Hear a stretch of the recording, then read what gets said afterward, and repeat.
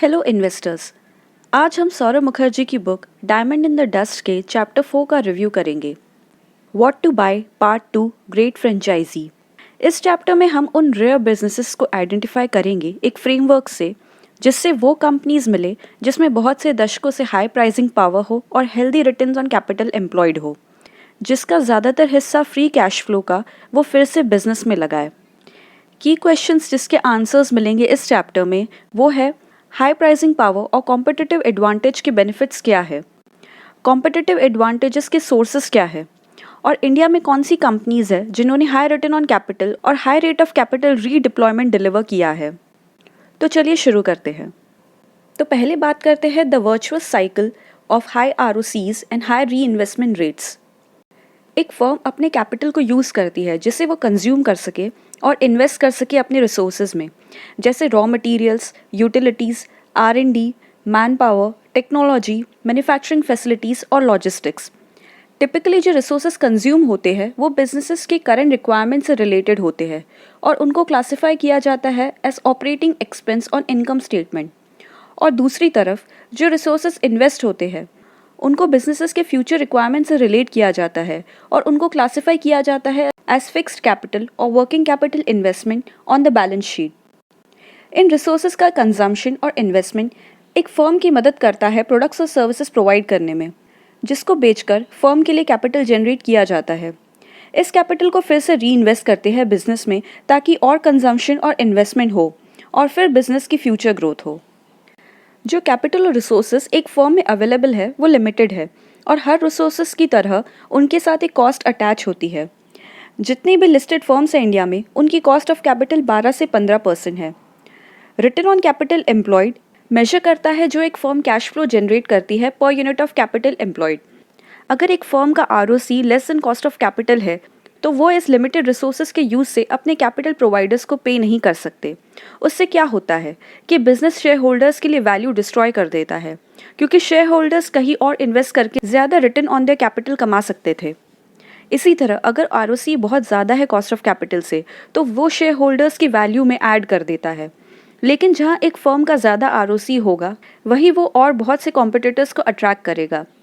Intense competition एक incumbent firm की ROC को जितना हो सके उतना गिरा देता है। इसलिए इसी जगह उसका कॉम्पिटिटिव एडवांटेज या मोट एक फर्म को बचाने के लिए आता है। कॉम्पिटिटिव एडवांटेज एक बिजनेस को उसके कॉम्पिटिटर्स से आउट परफॉर्म करने में हेल्प करता है और अपनी कंपनी को एक हेल्दी रिटर्न अपने शेयर होल्डर्स के लिए बनाने में हेल्प करता है। इसी वजह से कॉम्पिटिटिव एडवांटेज को मासलेस इन्वेस्टमेंट फिलॉसफी का सेकंड पिलर कहा गया है फॉर आइडेंटिफाइंग कंसिस्टेंट कंपाउंडर्स।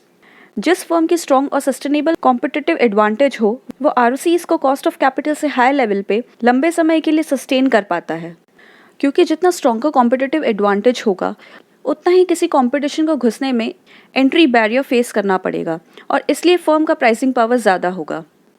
एक एग्जाम्पल ले तो पेज इंडस्ट्रीज़ जो मास्टर फ्रेंचाइजी है जॉकी और स्पीडो की इंडिया में, उसने एवरेज प्री टैक्स ROC 60% पिछले 10 साल में डिलीवर किया है, जो कि उसकी कॉस्ट ऑफ कैपिटल 15 से 12% से बहुत ज़्यादा है और इससे अपने शेयर होल्डर्स के लिए फ्री कैश फ्लो बहुत जनरेट किया है।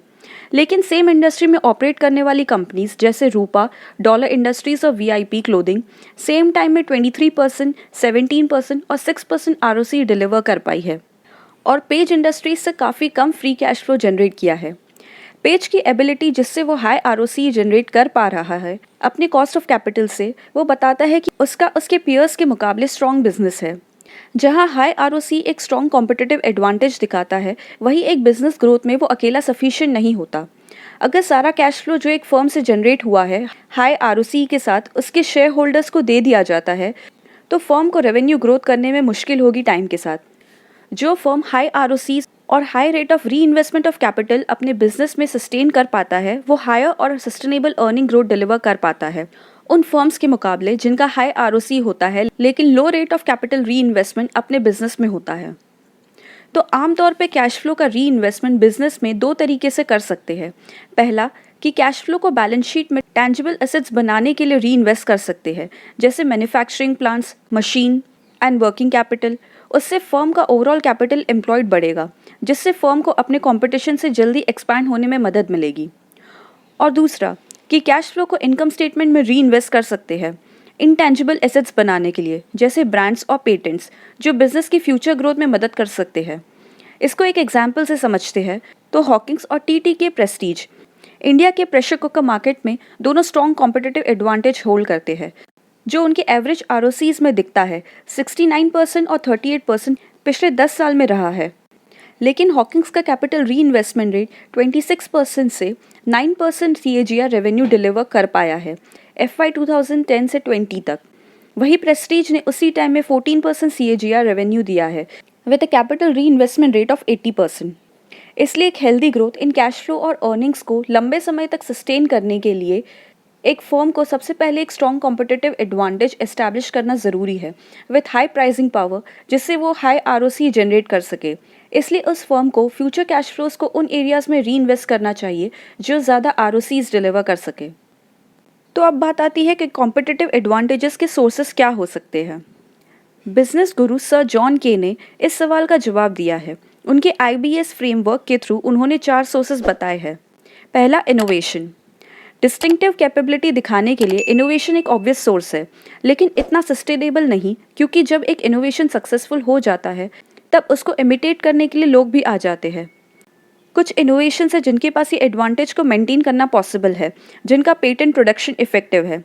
एक इनोवेशन को कॉम्पिटिटिव एडवांटेज में बदलने के लिए एक पावरफुल रेंज की सपोर्टिंग स्ट्रैटेजी बनानी पड़ती है।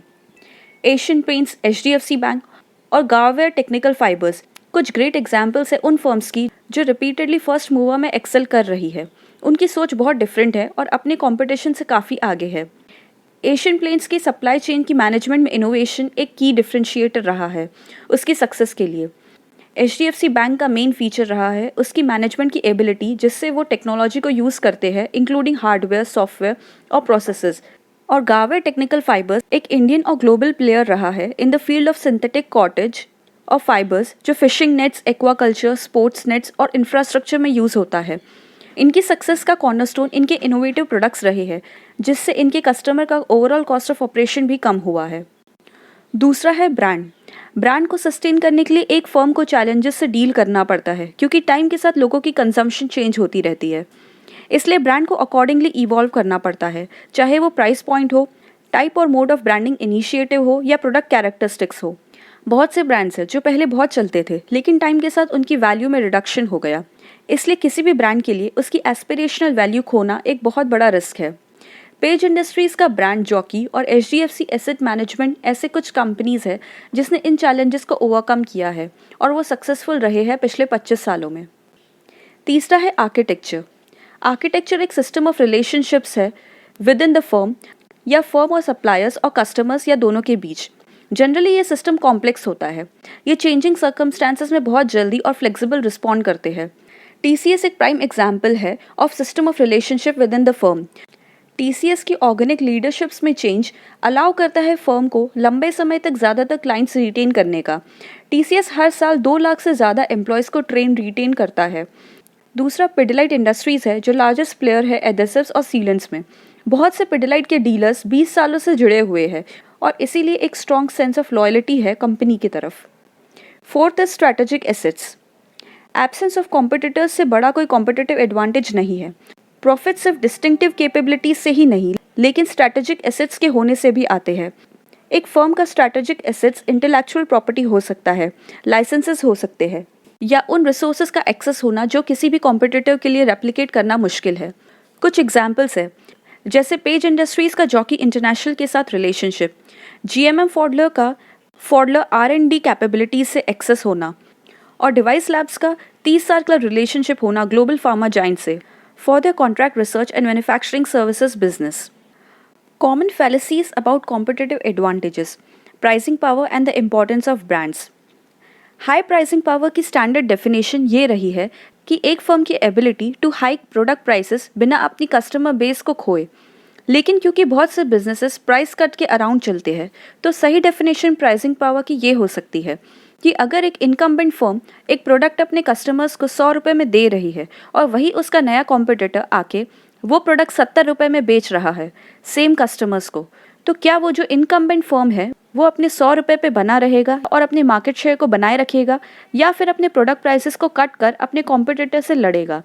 अगर पहली चीज़ कर रहा है तो इनकम्बेंट के पास हाई प्राइसिंग पावर है, नहीं तो फिर नहीं है।